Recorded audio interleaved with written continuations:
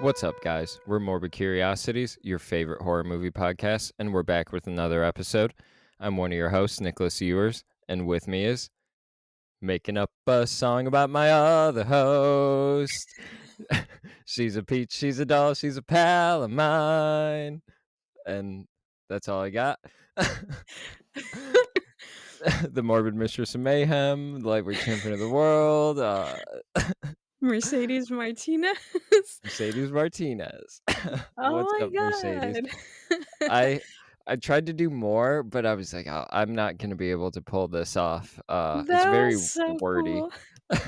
No, it really is, I since I've watched this movie before, I kinda heard bits and pieces of that song, and then watching it for this, I'm like, "Let me hear and actually read along with these lyrics," because I heard so much about, how there was, foreshadowing in it, but yeah, it's hard to get out, but thank you, I appreciate that, that was a good way to make my day. Thank you so much. Yeah, you got your own personalized version of a Coraline song. I am honored. There's actually supposed to be a musical about Coraline that was being produced alongside this movie, and I think that song was from the musical. It's actually, I think the band is called They Might Be Giants, something like that. The singer from that sang that song, and he actually wrote a bunch of music for the Coraline musical, and it hasn't been released because I don't think the musical happened. Damn. Yeah, I heard there were 10 songs or so that were supposed to be in the film, and it was cut down to 2 or something. I don't know how I'd feel about it being a musical, but I mean, I'd still go see it because, it's Coraline. Yeah, the song is sung by John Linnell of They Might Be Giants, so good for him. He got one song at least in this wonderful, wonderful movie that we'll be covering today. I just wanted to, if the listeners don't know, we're covering Coraline today. It's a little bit of a change of pace. This was a Mercedes pick. She brought this one to the table, and I'm super grateful for it. It's directed by a filmmaker named Henry Selick. You might know him as the director of Nightmare Before Christmas, James and the Giant Peach. He did Monkey Bone, and most recently, he has Wendell and Wild on Netflix. He's just a very profound filmmaker. He's one of the most beautiful artists I think that's been able to work in this medium, and I'm so happy that Mercedes brought this to the table. I mean, Coraline is just like Before Christmas and Coraline. I mean, two movies that are just in the public. Like everybody knows these movies. But I mean, Mercedes, I want you to kick us off with your thoughts on this movie since this was your pick.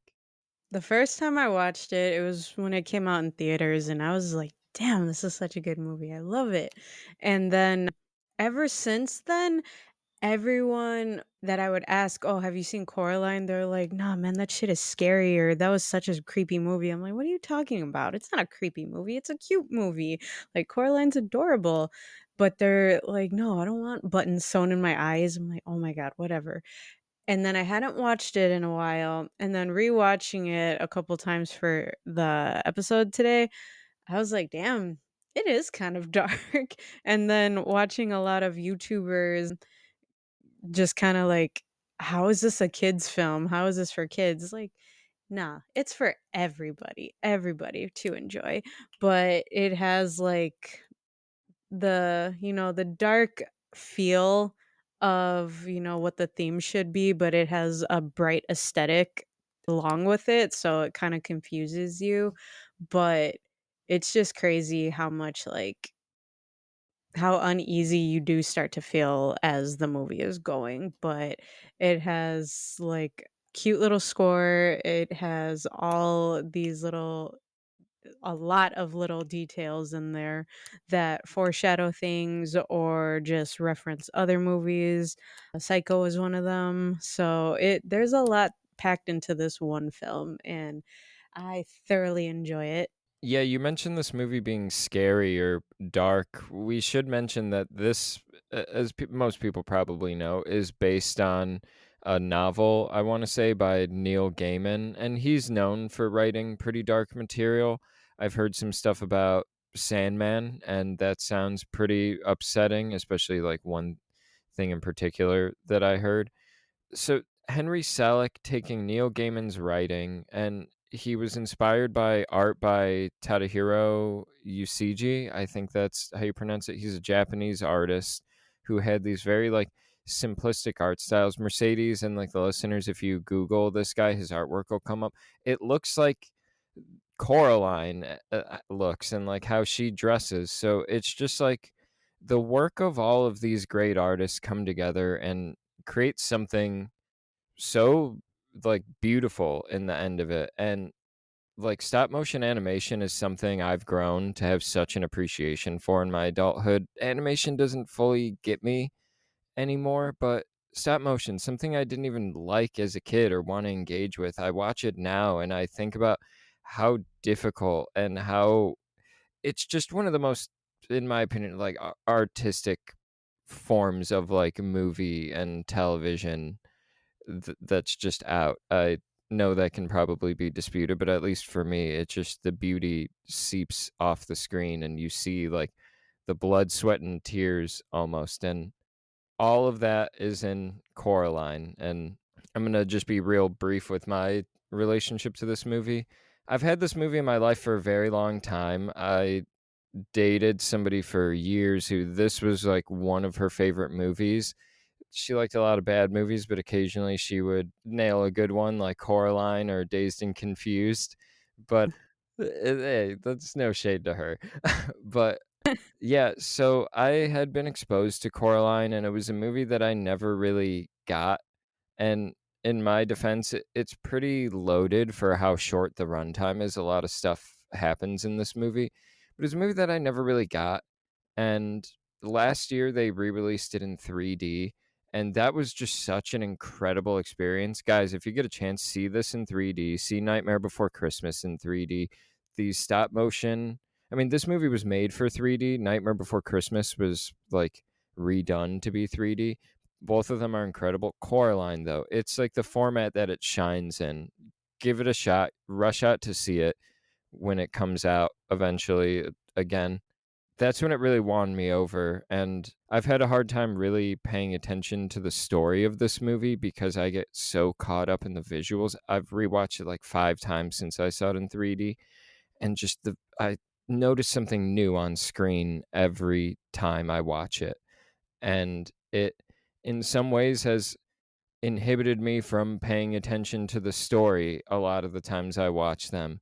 But this time around, I really like discipline myself. I'm like, I'm going to crack down and really lock into this thing. And I think for the most part, I successfully did. But all of that to say, this movie is basically a home run for me. It's like a modern fairy tale masterpiece, a masterpiece of animation. It is just beautiful from top to bottom and truly one of my favorite animated movies, I'd say. Yeah, there's just so much to unpack here, and I agree with you. Just times that I've watched it in the past and even rewatching it now, I was just taking in like the whole scenery that they would show, every like little detail in the background that I wouldn't really pay attention to the dialogue. When I started watching reviews on it, that's when I started hearing more details and, pieces of conversations that I missed. And I'm just thinking, damn, how did I miss all that? I've watched this so many times.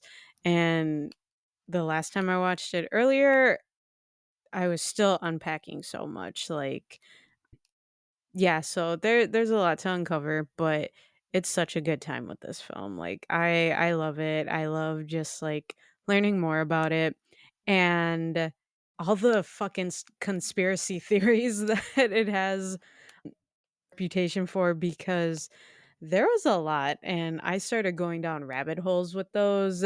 Not that I was believing them, but it was just interesting to hear.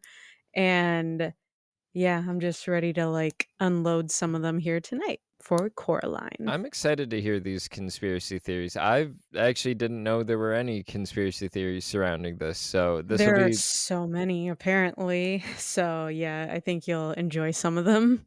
this will be news to me. Yeah, I've gotta say, you and I talked about this a little bit off mic.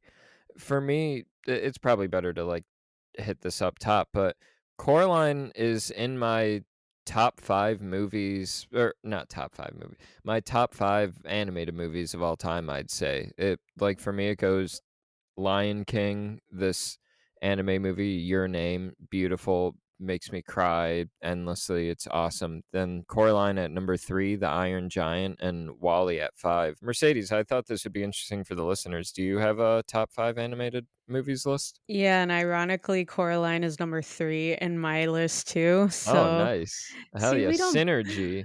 I know, we don't butt heads all the time like you say we do with what we like and dislike, so, What if it um was like all opposites? You're like, and then it's Lion King 2, and then I don't know. None of the other just, movies like, I complete have opposite. sequels. That would've been funny. Yeah, going from, like, 5 to 1, I would say my top 5 are Beauty and the Beast, Hotel Transylvania, Coraline, Corpse Bride, and, of course, The Nightmare Before Christmas. That one will forever be my all-time favorite. So you're a fan of the stop motion animation, it seems. Yeah, for stop motion, I am a fan of it, and whenever I was watching, like, behind the scenes type of deal for The Nightmare Before Christmas, learning about it and all the wear and tear that it takes to produce a film like that, my god. I was just like, "How are these people not pulling their hair out of their skulls or their scalps, whatever, with all the shit that they have to do for it?" Like, any movement or expression that Jack Skellington had to make, like, it was all over the place for me, so I was like, "Damn, this film, in my eyes, is a masterpiece." So, God only knows how much it took to, make that film. Obviously, the people who worked on it do, but yeah, so whenever I do see a film like this, I'm just, like, in awe of everything that goes into it. Yeah, you mentioned people like pulling their hair out working on this stuff. Coraline, her hair, and I think the hair of like all these other characters, they actually used like synthetic hair and they lined it with like this wire that was the size of hair. And then they had to use like super thin needles to thread all of the clothes. It looks wild, but that's why Coraline's able to move her hair in, like, such wild and, like, wacky ways in this movie. But you're, like, a big fan of The Nightmare Before Christmas. It's October now, October 2nd for the listeners when we're recording this. If you Mercedes and listeners, if you get a chance, check your local theaters that have 4DX. For us over here in the Chicagoland area, it's the Regal Theater in Chicago. I don't remember the exact street, but you can look it up. Regal 4DX. Nightmare Before Christmas hopefully will be playing this October, and you should definitely go check it out in 4DX. It's a very nice experience, and I mean, don't bother spending money on food or drink when you go in. The chairs will make it difficult to consume anything. Oh, seriously? Are they like the old movie theater chairs?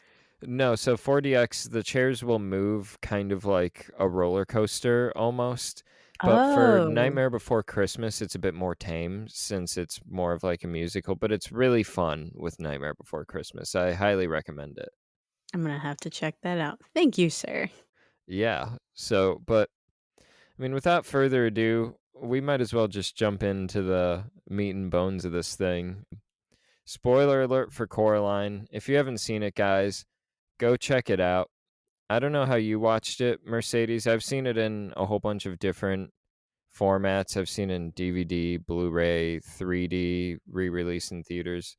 Today I watch it on like, or not today, but for the podcast, I watched it on my 4K Steelbook. Guys, if you have a 4K player, go buy this thing. It's so cool. It's one of my favorite Steelbooks I own, and we're not endorsed by LAIKA or Focus Features, whoever distributed it, or Walmart who sells the steelbooks. I mean, if you guys want to sponsor us, go ahead. We'll take your cash. But it's such a great steelbook, and this movie looks beautiful in 4K.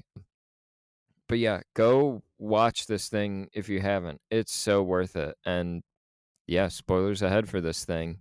Mercedes, what do you want to get into first? I wanna start with the intro simply because how little I paid attention to it when I first watched it, because you hear, like, these children singing, and then you see a doll come in through this window, and it's it has its little button eyes, and it starts getting, like, I don't wanna say torn apart, but, like, undone essentially, so the buttons are removed, the hair is getting weaved off, and, all the stuffing on the inside is removed, and even the material of the doll itself is just pulled inside out, and I'm like, "What the fuck are we doing here?" But after watching all of that and then watching it a few other times, that's when I finally realized there's some fucking needle hands doing all this shit, like, it's not just someone's actual physical hands, these are a bunch of needles, so it's like Edward Scissorhands, but with needles, and I thought that was a cool thing to see. What'd you think of that? I thought the intro was great. It's we're famous at this point for talking about intros and opening credits. Yeah, I thought this was super strong. I'm going to try to just refrain from saying everything looks beautiful in this movie. So you guys going forward, you can just assume I think every shot looks fucking gorgeous in this thing because it does. But it this intro is no exception. I watch it and I wonder how they did it. It's kind of gross a little bit watching the stuffing get taken out of the doll, but I'm assuming that's like so the grandma's sister, like not to jump like straight into the movie, but the grandma's sister went missing and we assume is one of the ghost kids. My assumption is that doll that's being de-stuffed is the doll of the grandma's sister now being made into the Coraline doll. Mercedes is shaking her head. She's giving me a thumbs up. She's now planting a flag with my face on it. I think I'm onto something. You are onto something because even with that, I didn't pay attention to how the doll looked in the beginning, but then rewatching it a million times, I'm like, "Oh, that's YB's grandmother's sister. Oh, okay. Oh, yeah, it's all making sense." Like, I'm really bad at picking up details. I believe the podcast has helped me with that more, but yeah, so you right.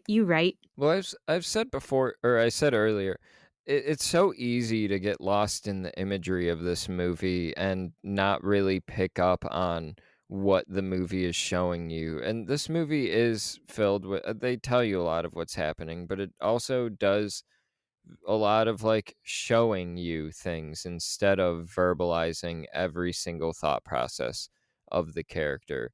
Because I mean, the novel originally was a very internal novel. Like YB wasn't in there. Coraline originally didn't have a friend to talk to in the novel. It was all interior thoughts from what I've heard. I've done a little bit of research on Coraline for this episode, not a whole lot. I know this is a very discussed movie, but yeah, from what I've heard, the monologue, there was no YB.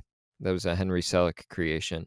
And you hated YB. I think you slandered him on our Sinister episode, maybe. I did not hate YB. I don't hate YB. I actually like YB, and I Yeah, you feel do. bad because as soon as Coraline meets him, like, yeah, he kinda, like, almost ran into her on his bike, and it freaked her out, but she was just being a dick to him the entire time. Even the cat, when she's just, like, looking for the little well, and she heard something or a rock fell, I think, and her dumbass throws the rock up and hits the cat. You don't see it on screen, but you hear him, and you're just like, "Damn, what did these 2 creatures do to you?" Like, YB is another kid, so you would think because you just moved into a new place, in an area that you don't have friends right now, the first kid that you see, you're gonna wanna latch onto and be friends with, but no, this girl was just, like, fucking making fun of his name Yeah. too, saying, "Why were you born?" Like, "Don't be a bitch." "Why were you born?" is a pretty mean insult. It's one of those that only a kid could come up with, a kid who, because kids aren't developed yet, they don't understand that their words have power, and it just feels so accurate. The people in general, YB is maybe the most fantastical of all of the people. He's almost like Igor, kind of, but all of the people in this, like, not all of them actually, because Mr. Babinski is pretty wild, and then the two burlesque women are pretty wild. Coraline and her parents seem like very believable people in this movie, and I like buy them and I enjoy them. And without the movie really getting into their backstory, it paints enough for you to really get who they are as people, why they are the way they are. Like, Coraline straight up says that she's missing Michigan and her friends. That's why she's mean to YB. But I mean, really, it's just like she's put blinders on to all of these interesting people that are surrounding her because she is just so focused on like where she came from and what she's missing, which is totally understandable. She doesn't have to be an asshole like she is, but kids don't know how to properly, verbalize things and deal with their emotions and their problems. And then the parents, played by Terry Hatcher of Desperate Housewives fame and many more, but me and my girlfriend are doing a Desperate Housewives rewatch right now. So, Nice. yeah, I've always been a fan of Terry Hatcher, and I love that she's in Coraline. She does fantastic work. And John Hodgman, another person I'm a big fan of, he's on the Blank Check podcast all the time, but he is great as the dad. Both of them feel like very believable people. The dad is like, he always looks kind of sickly, and he's very like passive, I'd say. And I've had friends like that where it's like they have a very passive dad and a very strong mom who kind of takes like the dominant role. And they don't seem like bad parents, but they seem like they're busy or just distracted. And I don't know, I really like the character work for an animated movie. It feels so lived in. Yeah, the parents in here, I'm not gonna lie, I hated them because I was just like, damn, why do they gotta be douchebags? They have no patience for Coraline. I get it, they just moved and they're trying to, get their gardening catalog out. So they're just like swamping themselves with work, but every single time Coraline tries to tell them, they're just like, "Yeah, uh-huh, sure." They just brush her off and it's like, "Dude, pay attention to your daughter for a few minutes, something."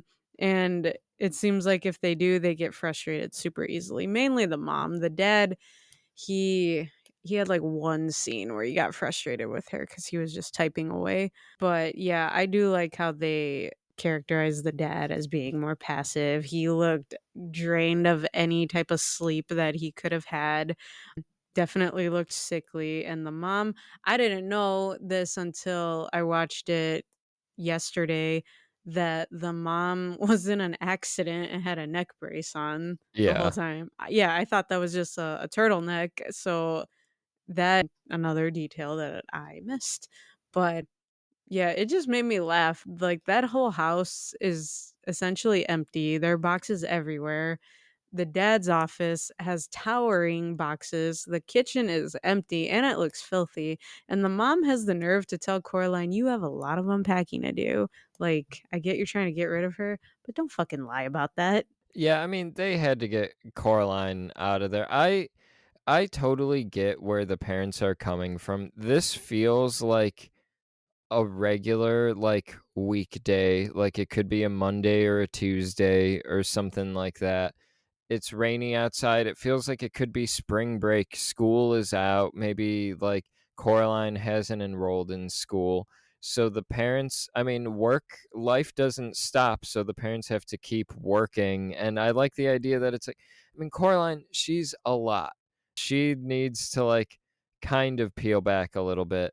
And when she gets an opportunity to be with someone who actually indulges in her, she is an asshole to them. So it's like this is a kid they have to deal with every day. We're just getting her for an hour 40 right now. So Good point. I kind of get why the parents are at a point where it's like, Coraline, like, we love you, but can you just go in the other room for like, and let us get out, like, clock out for the day? Like, we left Michigan too. Give us a break. We're in this weird apartment with this Russian guy. I think the mom accuses him of being a drunk at one point. Yeah. Yeah.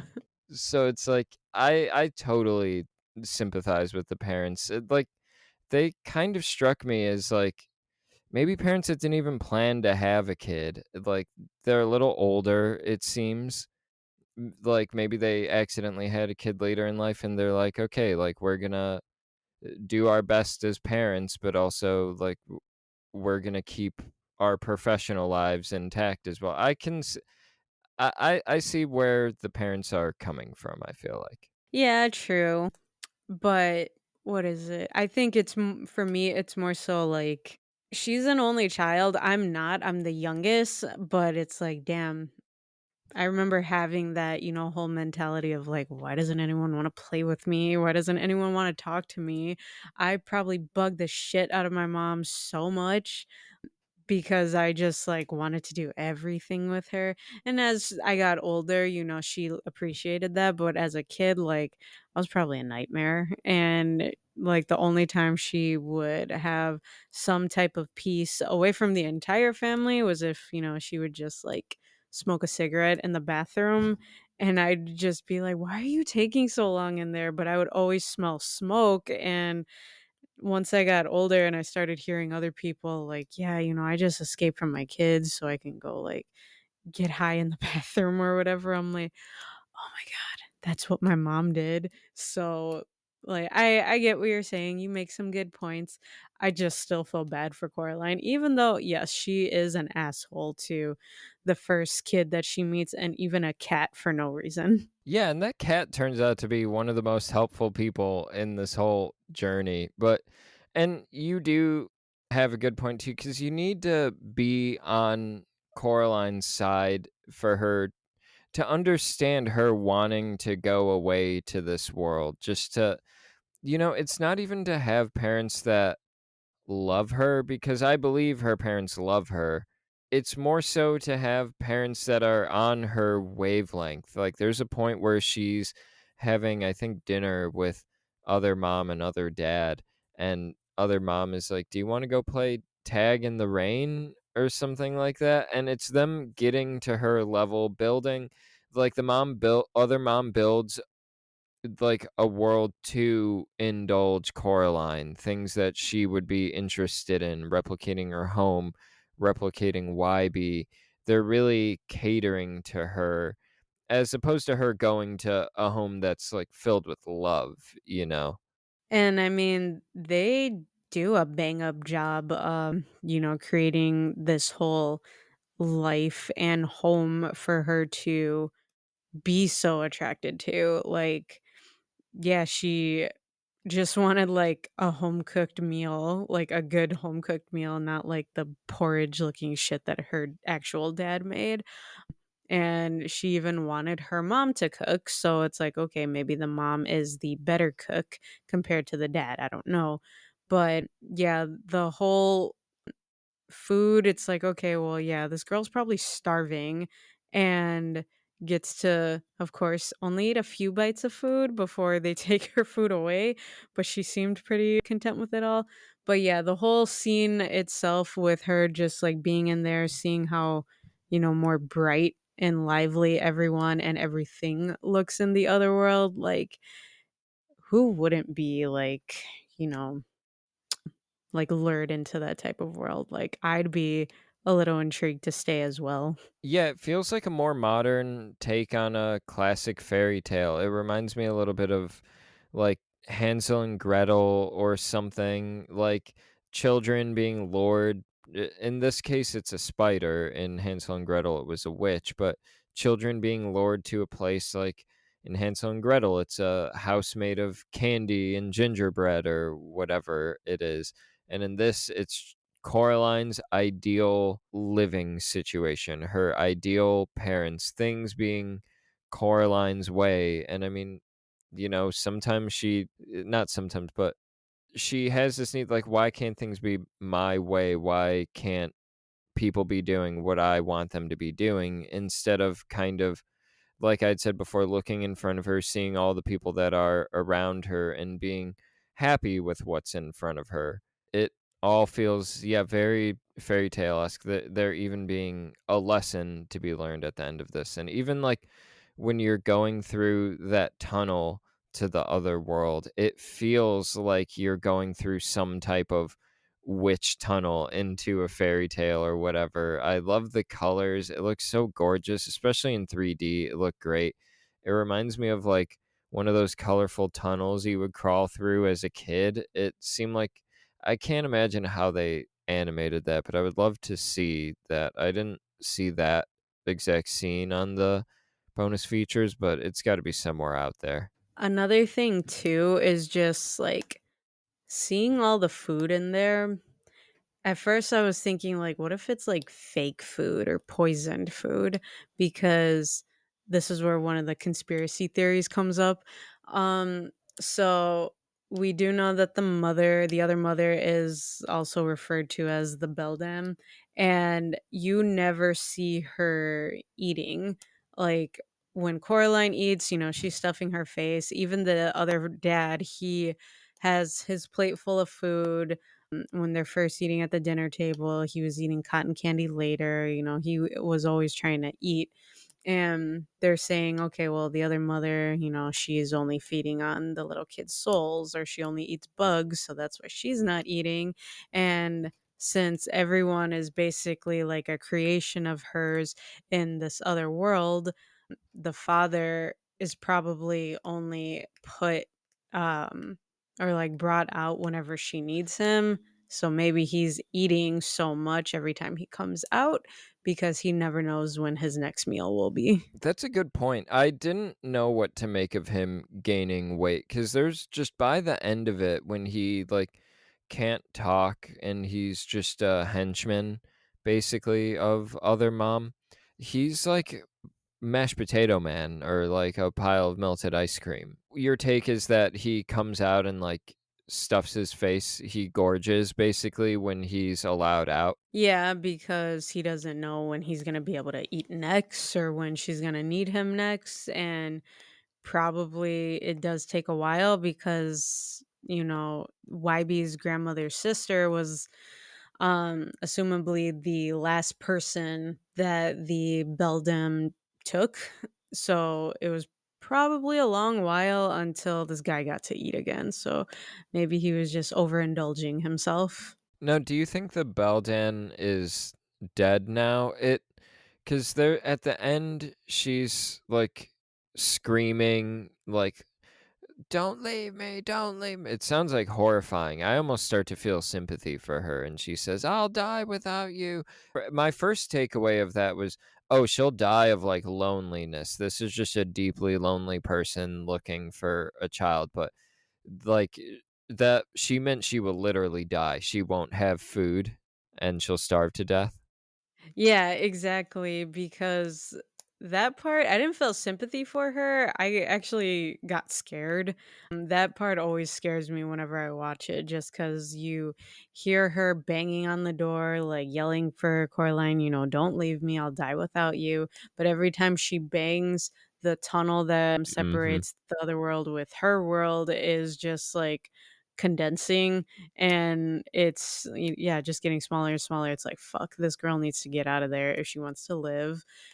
And even at that point, like, the Beldam's whole appearance looks different. At this point, she's just like basically spider, and her hands are in like her true form of the needles, and even her face looks like it's scaly, or like it just has like a weird texture. So Yeah. when the fucking Coraline being a dick again, throwing the cat at the beldam just like out of instinct so she could try to escape, he rips out the beldam's eyes, her button eyes, and it's just like, fuck, that made her even more terrifying to look at. Like, her face is all jacked up. Now she has no eyeballs and she's just screaming. Like, I felt no sympathy for her whatsoever. She needed to die. But I don't think she did die, because leading up to that whole scene, when Coraline was able to get all the little eyeballs for the lost souls,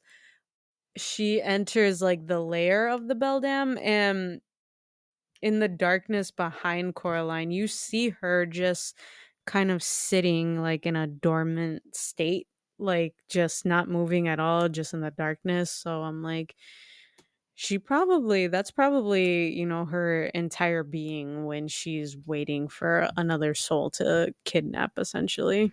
Unless she does starve to death, I mean, that would be a definitive ending. I guess there is no answer. Coraline isn't something I'm clamoring for a sequel to unless, the original creator, Neil Gaiman, if the ending of the novel ended similar to this movie and he had more ideas, or Henry Selick, I would I wouldn't mind seeing not necessarily Coraline's story continue, but the Baldan's story continue. I'd like to see what happens with her after all of this is over. But I do agree with you on that scene being pretty scary when they're cutting through the tunnel, and every time she's banging it, like, there's like a cut. I want to say it like keeps zooming in on the door, right? Is that what's happening? It's Yeah. so well edited. Yeah. It's Yeah. very well edited and directed. It's just terrifying. And then, even more terrifying, every time Coraline gets out of the tunnel, she is covered in spider webs. Oh yeah. So, the main takeaway of this film is spiders fucking suck. Well, another thing that I found genuinely like kind of creepy and haunting about this movie were the little button-eyed ghost kids. I think that's the only CGI element of the movie. I could be wrong. The ending when it's all white looked like it might have had some CGI in there too, but those ghost kids they were creepy. They genuinely creeped me out. I didn't care for them too much when they were gold by the end of it, but or bronze, whatever. I think it was gold. I actually thought they were supposed to be like the characters Lock, Shock, and Barrel, because you got one of the ghost kids, like looking like the witch from The Nightmare Before Christmas. And then in the whole movie where they do show her as a ghost, her face is like in a frowny face, or that scared face. So yeah, they looked fucking creepy. And it was just sad seeing it like that, because it's like, unfortunately, we do live in a world where kids don't get to live their entire lives. But when it's something like this, and then seeing like that aspect of it, it's like, damn, all three of these kids were abducted, and they all fell for the whole scenery that the beldam was trying to offer them, because of how sad they were in their reality. And now you know they're dead. They got their buttons sewn into their eyes, and now they can't even be at rest because the way they died. So it was pretty sad to watch that part. This movie has a lot of tear jerking moments, I will say that. But Coraline saves them, She gets their eyes back, and probably my least favorite part of the movie. I like the little charm that those women make her out of candy. I thought that was kind of funny.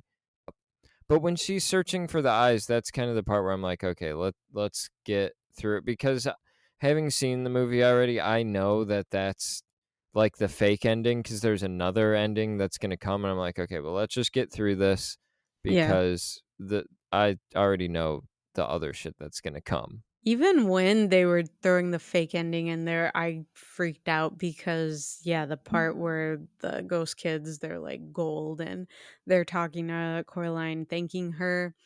I did like the how her ceiling behind them was like replicating Starry Night.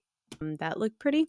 But when the kids were just like, "No, you're in danger." I'm like, "What the fuck do you mean you're in danger? Like, it's supposed to be a happy ending now. Like, what are you talking about?" And then they're saying, "Oh, it's because the one key for that door, the Beldam will find." I'm like, "Well, fuck, now how is she gonna get rid of that? What is she gonna do?" Like, it was a good ending, like, having to have her throw the key in that well and having YB be the one to help her after he didn't want anything to do with her for a minute because he thought she was crazy when she was trying to explain everything to him. That was a good way to seal that whole ending in. But yeah, when they have like the little twists and turns for the plot in this film, I'm just like, fuck, how can this get any worse? I know how it could get worse, but like how can it get any worse? Like this movie, it's fun to watch, but there are some hard parts to, take in. When I was watching this last year in theaters, and those little, I think they're angels now instead of being ghosts when they get their eyes returned to them. So those like angel kids are talking to Coraline when she's like, "No, you're in serious danger. She's gonna keep coming for the key as long as it exists." Part of me was like, "Oh, I knew they probably weren't gonna go for an ambiguous ending because at the end of the day, kids are watching this and they weren't setting it up for a sequel. Because I mean, this movie, they didn't even know if this was gonna be a hit. This could have ended a studio, and now it's basically keeping the lights on over at LAIKA. All the fucking Coraline merch that they're Yep. selling. Yeah, but I was imagining a more ambiguous ending where it becomes a thing where now she has to, like, live the rest of her days and protect this key, and the monster, the other mom, will always be in the back of her mind, and she's always gonna have to be thinking about protecting this key. It's kind of like, I don't know, a little bit of the It Follows ending, even though now they're making a It Follows 2. They It's are? like, yeah, they announced that a while ago. I'm pretty sure it's still in production, but I don't know where that's at. But, I knew they weren't gonna go for ambiguous, and I kind of like them having a definitive ending, but I could have seen this being a fairy tale movie. I could have seen them having a fairy tale ending where it's like, "And for the rest of her days, she guarded this key," or something like that. You explaining it like that because, yeah, even today is the first time that I saw she had the key around her neck. That kind of reminds me of Supernatural. Spoilers for this episode of Supernatural or this story bit from it, guys. It's when have you seen up to the part where like Sam basically gets possessed by the devil? I haven't seen any Supernatural. Really? Not one episode? Not one episode, no. Oh shit. Okay, I'm sorry. Yeah, Well, I know people who have watched it. I just have never it's just never come on. It's not that I've avoided it, but my eyes have never met a screen playing Supernatural that wasn't like an ad or a trailer. oh, okay. Well, you know that there are 2 brothers and they're just hunting ghosts, demons, all of the Whoa. supernatural. Yeah. Whoa, Supernatural? Some spoilers. No, I'm Yeah, kidding. exactly. I'm They are hunting the supernatural. But, yeah, there's a part way, like, in the middle of the series where the younger brother, Sam, he gets possessed by the devil, and his brother, Dean, makes a deal with death to get Sam back and to like I don't think the devil was in him anymore, but like Sam was able to like know all the shit that was going on. I hope I'm describing this right because I haven't seen it in a long time. But Dean wanted Sam to not remember anything that happened. So, Death was saying like I can pretty much like you know, bury it behind a wall in Sam's mind, but if he gets it's gonna be like, that itch you can't scratch, and if he starts scratching at it, it'll overflow and it'll take over him and probably kill him. I'm sorry, fans, if I fuck that up, but yeah, so that kind of reminded me of that. Like, imagine how this girl, she's trying to just like push all that shit aside, and the beldam is probably always whispering in the back of her head, like, come back, like I'm dying without you or whatever. So yeah, that'd be a fucked up way to live. That would be pretty fucked up. But gotta do what you gotta do. Am I right? Yeah, you're right. You're right. Do you want to hear another conspiracy theory I heard? Yes. Real quick, I have a recommendation for you before I lose it. Have you seen Spirited Away? Mm-mm.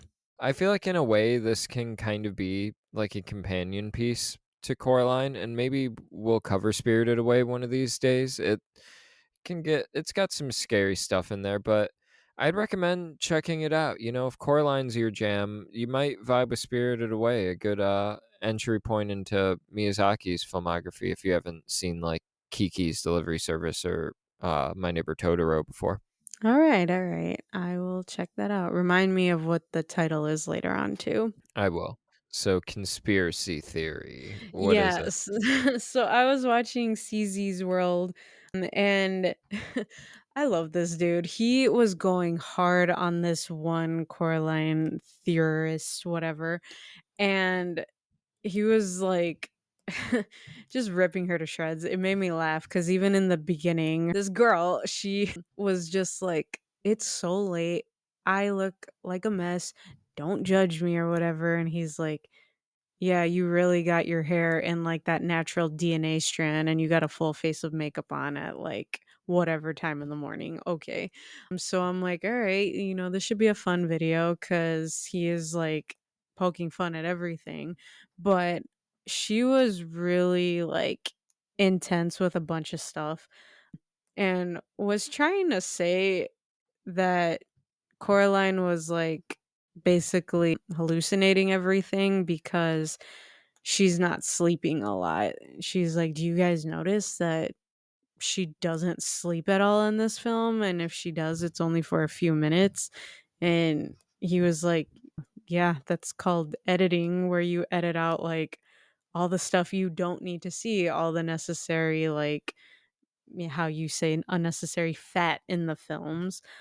And another one was her trying to say that the cat was basically an enemy to Coraline, kinda setting her up, like, he wasn't even helping her or whatever, and, like, why hasn't he tried to do this? Why won't he, like, go kill off the other mother or something? And it's like, well, cause he's a fucking cat. He can't do anything, but he was helping Coraline throughout all of this shit, even though she was a straight up asshole to him.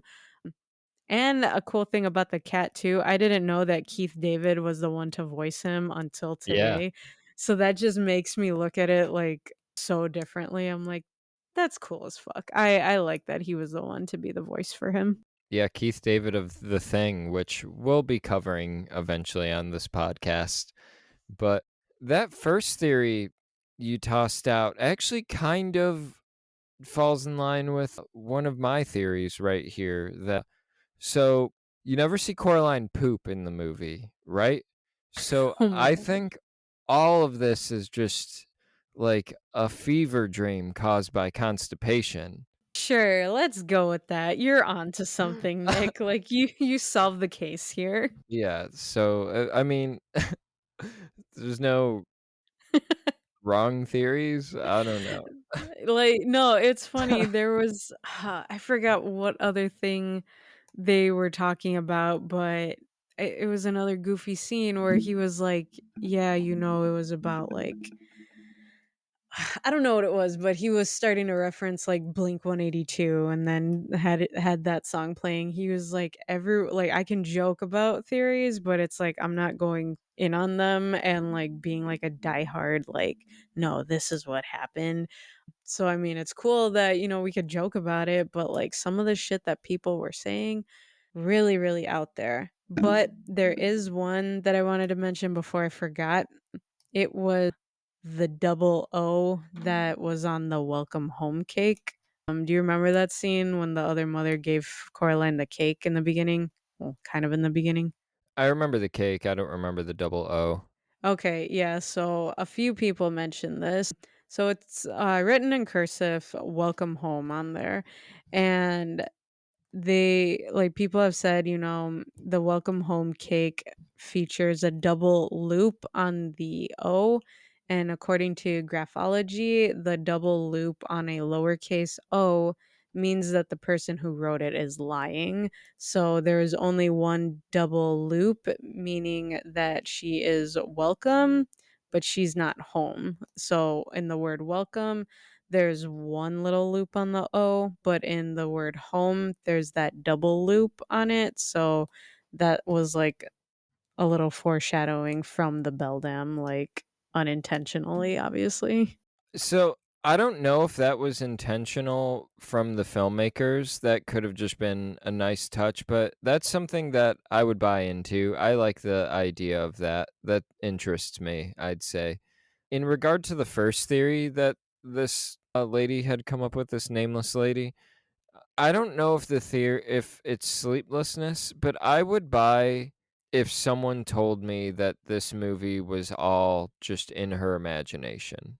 It's just all a child's imagination. It's all just what happens when when a kid is left alone, when they don't have anyone to socialize and they're left with their imagination to run wild. I'll buy a take like that. That's not the take I choose because it's not that interesting, but I could see that being an explanation. And in regard to the cat, I don't think she was actively working against Coraline, but him being played by Keith David, it's hard to not think maybe there is some malicious intent. Maybe not that he's trying to sabotage Coraline, but there are times when I'm watching it thinking, is he playing both sides of the field right now?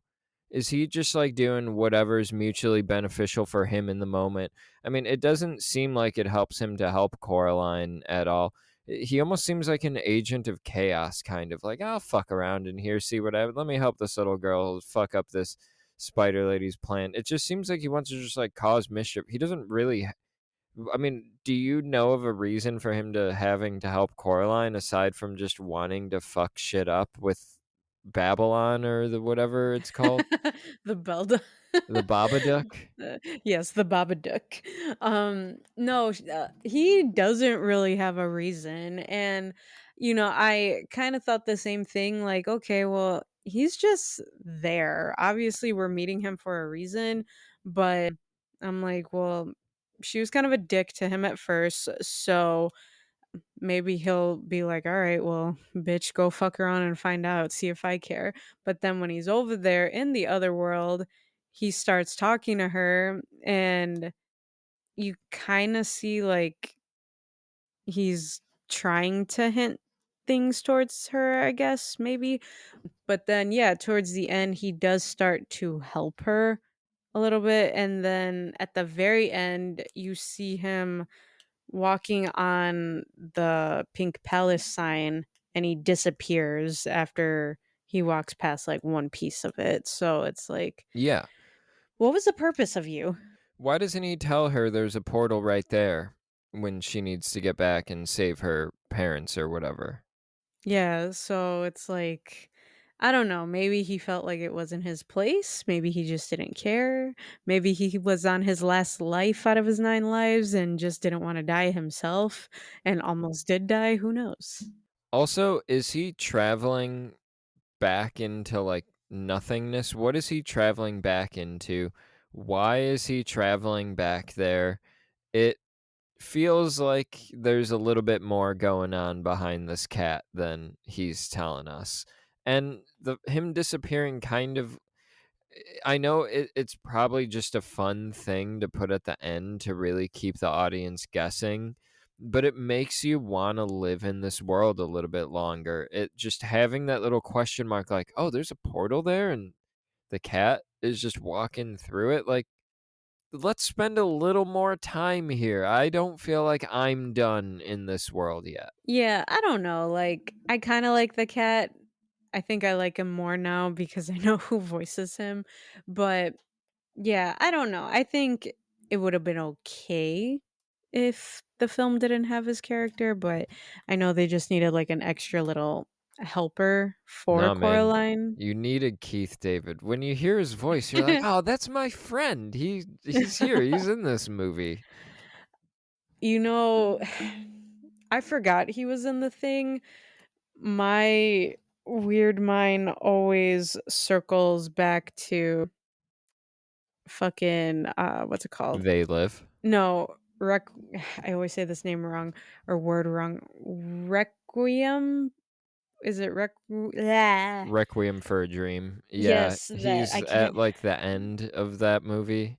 Yeah. Yeah, he freaked me out in there, and then he was also in this cute ass movie, Where the Heart Is. I fucking love that movie. So cute, so adorable. Guys, watch that if you haven't watched it before. But yeah, those are the only 2 that, like, I know he's in plenty of other films that I've seen, but those 2 are what I think of, so I'm like, "Okay," and I think he was Yeah. in one of the Tales from the Hood movies. He plays the devil, but I haven't watched them. I only watched the first one because it's iconic, He's but yeah. also in just incredible movies. The Nice Guy, he does voices in Hercules and Princess and the Frog, American Fiction, which came out last year, Cloud Atlas, and then there's a movie coming out this year called Shelby Oaks. It's directed by Mike Flanagan, and it's produced by Mike Flanagan, directed by Chris Stuckman. He's like a YouTube movie reviewer or whatever. This is like a directorial debut that he's got coming out. But Keith David, man, just always keeping it classy. Just got look at his credits, guys, if you haven't. Just all good shit. The dude's a legend. He'll pop up and just kill it in any genre. Just his voice, his face, whatever you need him to do.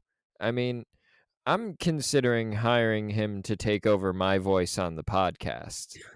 Just giving him the recording of this and having him record over me. Then who will I have to record over my voice? Because we can't have a celebrity voice for you and Dakota my point. Fanning. Can I have someone else, Oh, please? oh, you got some against Dakota Fanning now? She was in your favorite movie, Coraline, 2 seconds She ago.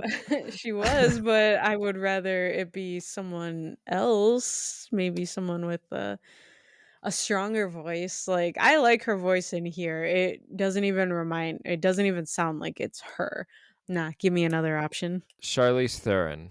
Theron. She's got a deeper voice, pretty strong. Furiosa herself. Tully. Uh, Let me see. I can't think of her. Nah, not even. We'll think about that and come back to I don't that. know.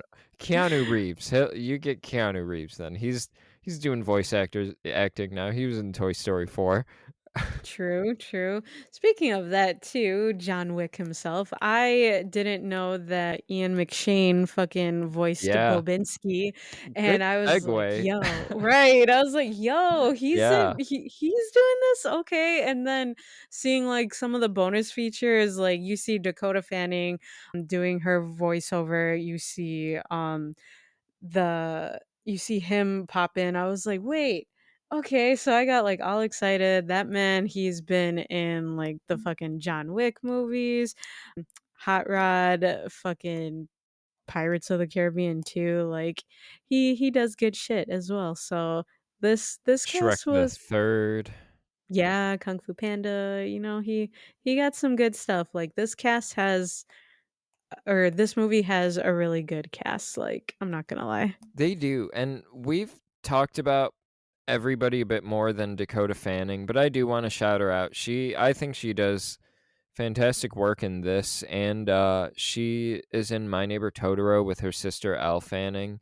I'm a big fan of the Fanning sisters. They can basically do little to no wrong in my book unless they commit like an act of terrorism. By the time this episode comes out, then I take it back. I don't like them, but like I watched a little bit of the behind the scenes, and Dakota Fanning was talking about doing voice work being directed by Henry Selick, and it was very fun watching them on the DVD. Dakota Fanning would deliver a line like, "Hi, manana," and then Henry Selick would be like, "Okay, can you deliver it a little faster? That was very good." And she'd be like, "Hi, manana," and like, but she would like leave one word the same length and then speed up like the next three words, and I was just like, man, the precision, and she like kept her voice like so perfect. I was like, this is someone that knows how to A, take a note, but B, like really work with their voice in interesting and like cool ways, like do things that I wouldn't think to do. If someone told me to do it fast, I would do what I just did now and speed up the whole thing. But she was like, well, I'm going to keep this word long and speed up these other words. And it's just like, okay, that's very thoughtful. And same with like Terry Hatcher, too. She was talking about how Henry Selick is very, he seems like he's a pretty not strict, but very like, I have a vision, let's really work at it till we nail this thing type of filmmaker. And Terry Hatcher was talking about that, and she was like, it's a little bit different, she's done voice work for a while now, and but she was saying how he was still somebody who she could bounce ideas off of. And she was like talking about how when she was doing voice work for Other Mother, she was delivering a line like, "Oh, you're gonna go see Mr. Bobinski," and she was like, "What if I deliver it like?" And then she did the one part of the line with a Russian accent, and I was just like, "That's very like cool." I wouldn't think about that. These are like very thoughtful voice actors, so I appreciated that side of the DVD. That's why it's worth owning physical media, folks. But I mean, these are just professionals, and it's great to see professionals work and achieve something so wonderful. Hell, if s I'm not the greatest at, like, constructive criticism, but I also feel like when I'm given constructive criticism, it's more criticism than constructive. But, I mean, I would have done the same exact thing you did if someone told me, "Yeah, just say this faster." Like, okay, I'm just gonna say the entire thing faster and not really know, like, what to put, like, more, emphasis on, like, for a singular word. So, yeah, and for anyone who does acting or like voice acting, that's a lot to do, and just seeing the voice actors like really get into character and act out everything, it's so enjoyable to watch, just seeing, like, okay, if they're, like, bashful or their character is kinda, like, doing that thing like Wybie does, he rubs the back of his neck. The actor who voiced him was doing, same exact thing, and, if they're mad at someone, they literally look like they're mad if they're, like, in the same, like or if they're in, like, booths where they can, like, stare at each other, like, Brad Dourif and Jennifer Tilly Yeah. for Bride of Chucky, you can see them actually, like, making eye contact and having their full-on conversation, like, that's so cool to see, and it just brings the films together. Yeah, one of my favorite behind the scenes type of footage is getting to see voice actors at work. Another one like Shrek, I'd imagine would be pretty funny getting to see Mike Myers and Eddie Murphy. I've brought up Shrek a lot today, on and off mic. I've noticed that. It's kind of weird. I haven't even seen those movies in a while. And if anyone wants to see something that's super entertaining, go check out the voice work from the Guardians of the Galaxy movies. I think it's more specifically the first one. Seeing Bradley Cooper in the studio as Rocket Raccoon. Mercedes, you're talking about like actors really getting into it. Bradley Cooper was like super physical and getting pretty wild. And Vin Diesel, I don't know if this was true. This might be a rumor, so forgive me if I'm spreading bullshit right now, folks. But I heard that he did the Groot dialogue for the first movie on stilts so he could feel what it would be like to be Groot's size. And then this part I know to be true. He did the I am Groot in a bunch of different languages, maybe all the different languages for the other markets the movie would be seen in. Like, you could see him being like, "Yo soy Groot," for Spanish or, you know, it's pretty it's pretty fun. I find it entertaining. My Neighbor Totoro, you can see the Fanning sisters talk about their experience working on that. I'm sure all of the English dubs for Miyazaki probably have some very interesting behind the scenes since those have, like, star-studded cast voicing the American versions. And it's not that, like, I don't like Dakota Fanning since you brought up the Fanning sisters. I've just noticed that majority of the films that I have watched her in, she's a little meanie. Like, I saw You're her. just like Elle Fanning Moore, I get it. You're an Elle fan. What has she played in? I know I've seen her in something. I can't remember right now. The one I go to just because it's my favorite movie from her is 20th Century Women. I love that movie so much. I am really spacing on other movies she's been in. So guys, check out 20th Century Women. She's had more of an indie career, I think, than Dakota, because Dakota pops up in like your Equalizer and your Man on Fire, your Denzel Washington blockbusters every now and then. But Elle sticks to pretty indie movies, I'd say. It seems. She was in Maleficent, and, like, I just watched that, like, not too long ago.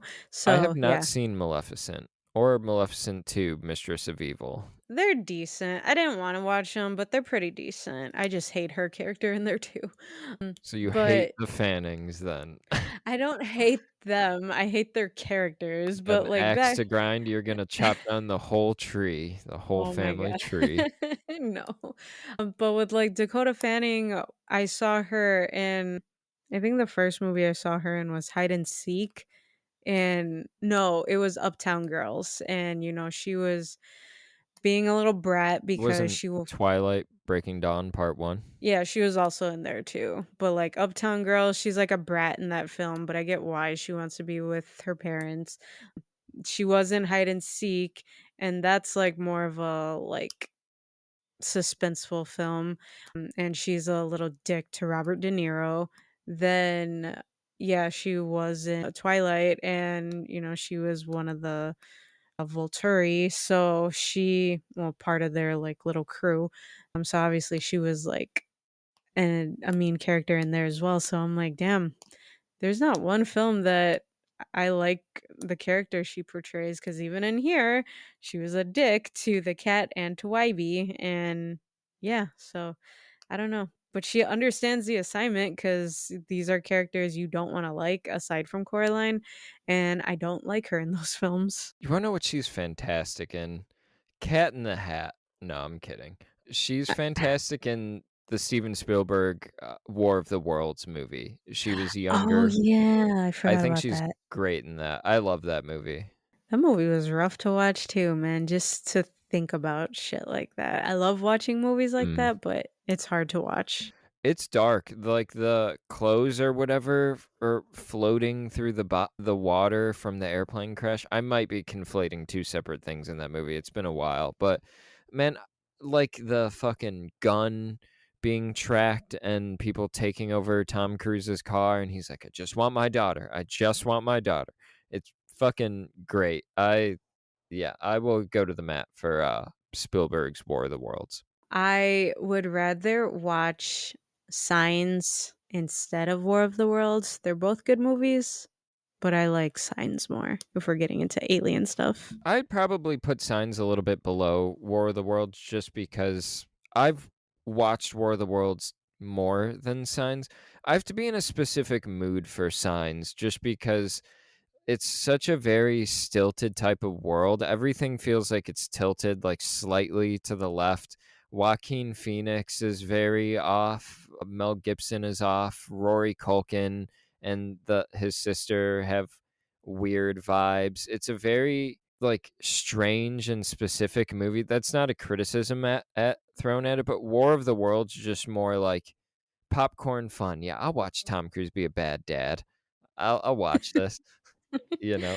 Signs, it's like, "Oh, man, I gotta, like, take this in right now." I get you on that. I could see that. Like, I do enjoy War of the Worlds, but I think it was just like a little too catastrophic for me to watch, It and reminded you too much of 9/11. it was just hard to watch, so just like, "Damn, if that happens, I am so fucked." And at least, like, with Signs, you get, like, their somewhat happy ending at the end, but no, I just like watching that movie a lot with my mom, and I would watch all the behind the scenes stuff, and me and her always got a kick out of, like, when Joaquin Phoenix, like, yes, he was a little awkward in that film, but the scene where he sees the alien at that little birthday party, M. Night Shyamalan wanted him to, like, get up and, like, fall back in the closet, like, go hide in the clothes or whatever, to show how freaked out you are, and then just come back and watch the news clip again. I don't know why, I just really like that scene. It's funny to watch. He tries to, like, tell the kids in Spanish to move and get out of the way, but yeah, it's just it has a little charm to me. Plus I It does. like a lot of M. Night Shyamalan films. No, I agree. There's only, I'd say, everything if you don't count his first 2 movies, everything from The Sixth Sense all the way up to Trap, his most current movie, and he's working with Jake Gyllenhaal right now, so I'm so excited to see whatever the fuck they're doing together. That excites the shit out of me. But there's maybe only, like, 3 or 4 Shyamalan movies that I'm not crazy about, and 2 of them are ones where I'm like, "I won't watch those again." But aside from that, I'm always rooting for Shyamalan. Joaquin Phoenix's awkwardness in that movie, I would say, is definitely intentional, and it's a feature for me, not a bug. I know people don't like love the performances in that. I feel like that's those kind of performances are the ones that Shyamalan is directing actors to give nowadays, and I think that's the right approach. It reminds me of Yorgos Lanthimos, that filmmaker, a little bit, just very stilted. Everything. It feels like we're in a world where everything is like slightly to the left. Like everything's a little, it's like a crooked painting almost in what we're watching and the way people are behaving. And for that, I like have a great appreciation for Signs. It's just, it's not a movie I throw on a lot, even though I do love it. And it's like from an era, like those trailers. I remember distinctly, like people were talking about that when I was in like fourth or fifth grade, and that movie came out.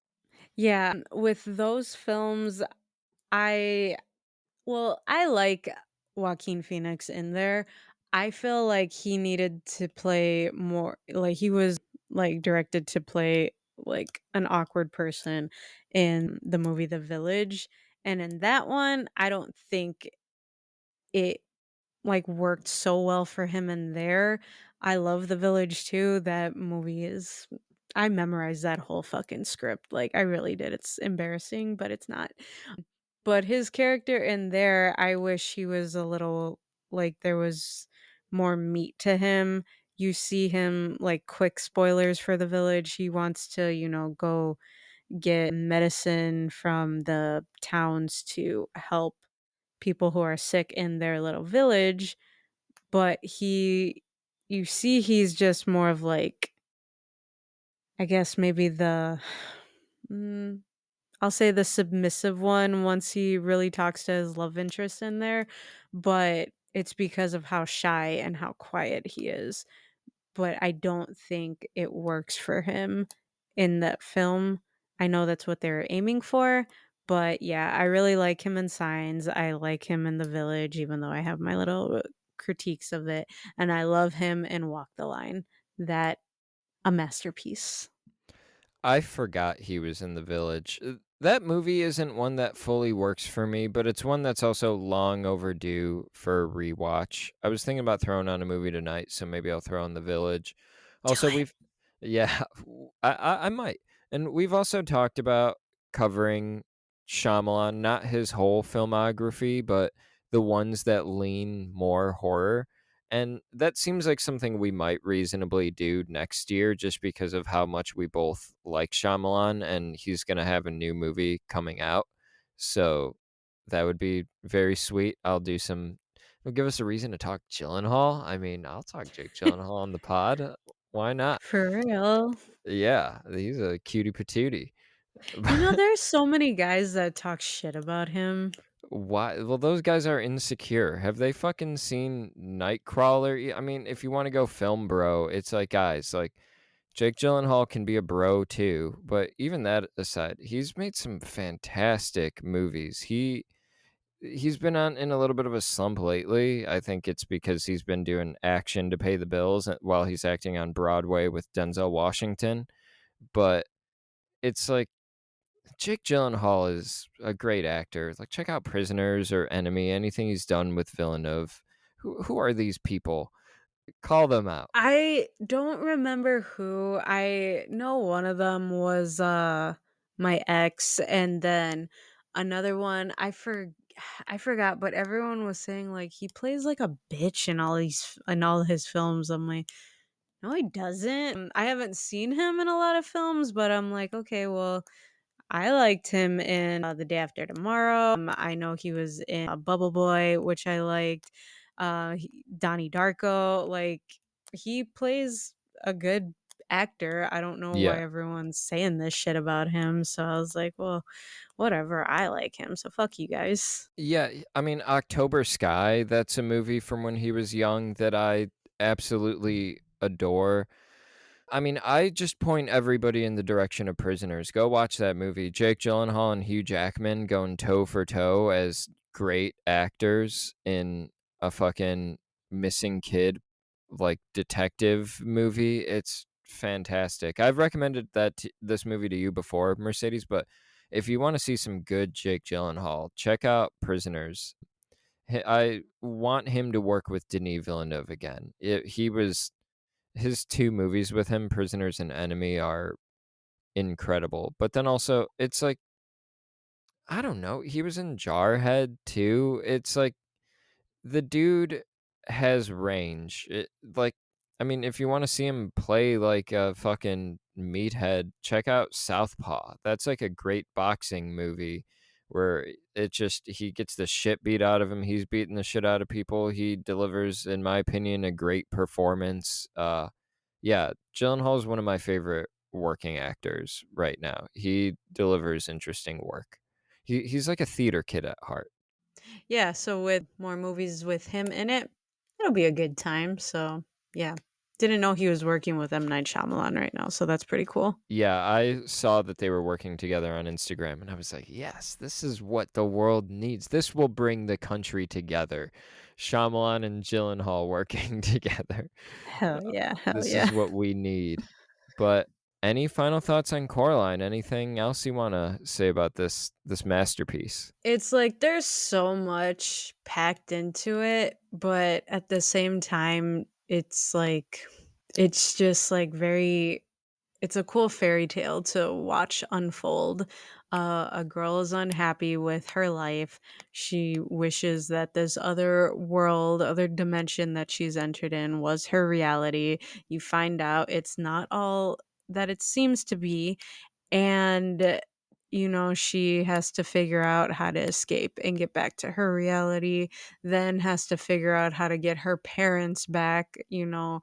It's it's a very thoughtful film. It does have, the dark aesthetic to it as well, while being super, super bright and have all the vivid colors in it, which I appreciate. Even her hair is a good thing to appreciate. But yeah, it's such a cute movie to watch. Yeah, it has its creepy moments and its heartbreaking moments, but it's a good film. If you guys haven't watched it, it is definitely worth watching. Yeah, I echo everything Mercedes said right there. I already called this movie a masterpiece. I don't really know what else to say. This is one of the best movies we've covered for the podcast, definitely. It's one of the few movies that was already on my all-time favorite movies list on Letterboxd. Guys, go follow me at Nicholas Ewers. Yeah, this movie's just a delight. I wish I could frame this whole movie on my wall. Like, just take every shot. Every single shot is gorgeous. And even like I had already shouted out Coraline going through the tunnel. I forgot to mention like how James and the giant peach that is Henry Selick is True. yeah, Henry Selick is just an incredible incredible filmmaker. I hope he gets to make more movies. Wendell and Wild, I actually think we might end up covering a good amount of his movies. We could reasonably do a Selick season on this podcast. We have Nightmare Before Christmas, James and the Giant Peach, Wendell and Wild, and Monkey Bone, a movie that disturbed me so much as a child, starring Brendan Fraser. I would hate to watch that movie again, but I would watch it for the podcast just for the sole reason that it scared the shit out of me as a kid. So we can put it in the scary movie category. Dope. But right now, it says Selick has this movie called The Ocean at the End of the Lane coming out. Sounds like an absolutely beautiful movie. It's based on another Neil Gaiman. It's based on another Neil Gaiman novel. I want to say it's about an older man who goes back to his old town, and there's like a lake there that this little girl that he knew back in this town used to call an ocean. And when he goes there, he ends up taking this trip, almost like a little trip down memory lane, revisiting like difficult memories, strong memories, and it's supposed these memories are supposed to be played in like a fairy tale type of way. It sounds right up his alley. It sounds beautiful. I really hope that he gets to make this movie. I think it would be wonderful to see it get made. With all of that being said, it's just you can't go wrong with watching like Henry Selick films. You can't go wrong with watching this film.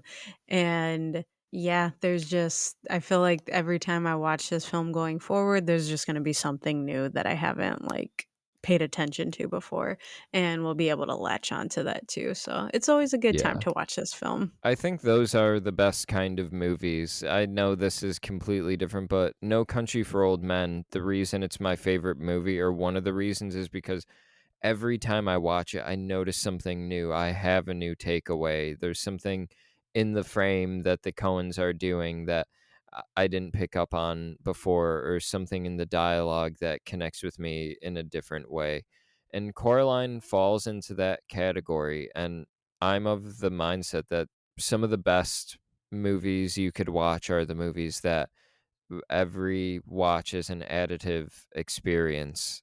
And Coraline is one of those movies where every watch is an additive experience. Yeah, guys, just watch this film and then stay tuned for what we have going for the rest of October.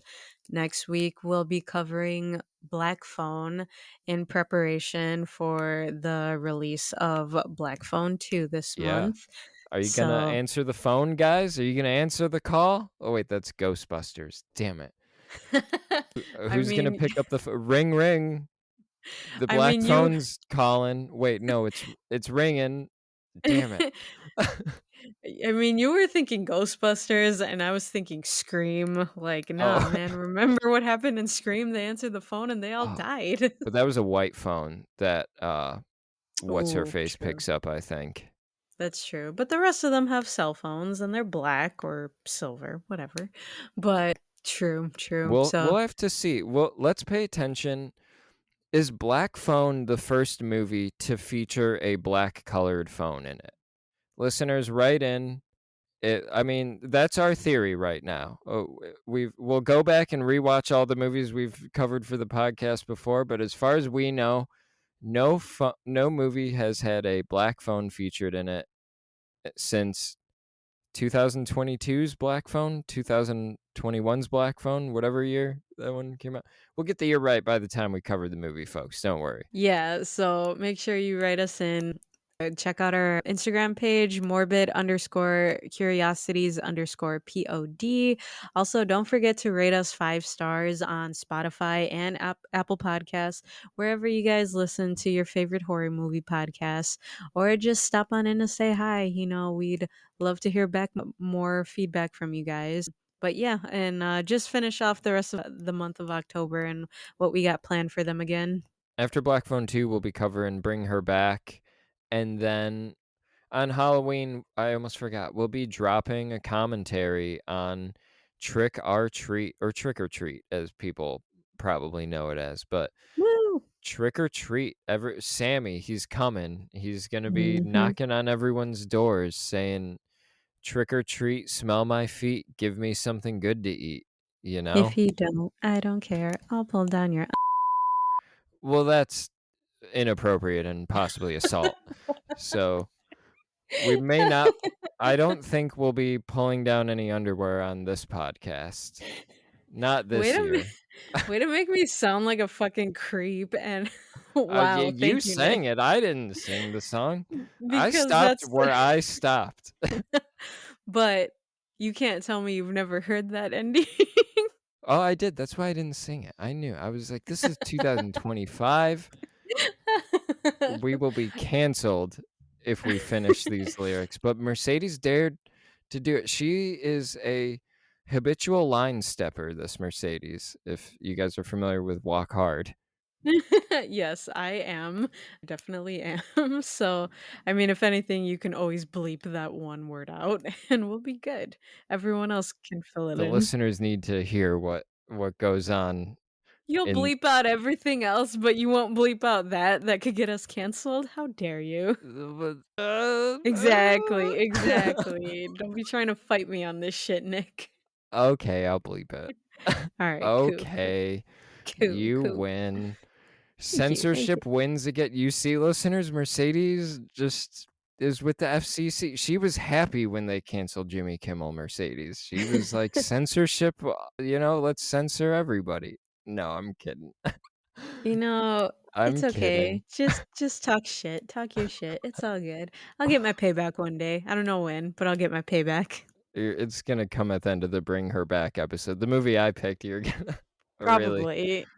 yeah, that'll be the movie to really stick my nose in it. A lot of fucked up shit happens in that thing.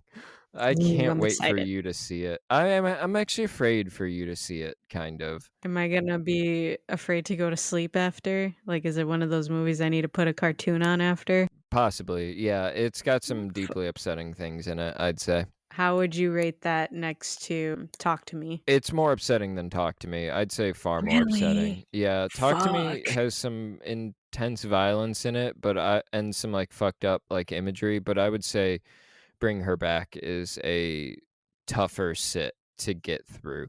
There's nothing like sexual assault or anything in it like that, as far I don't remember at least.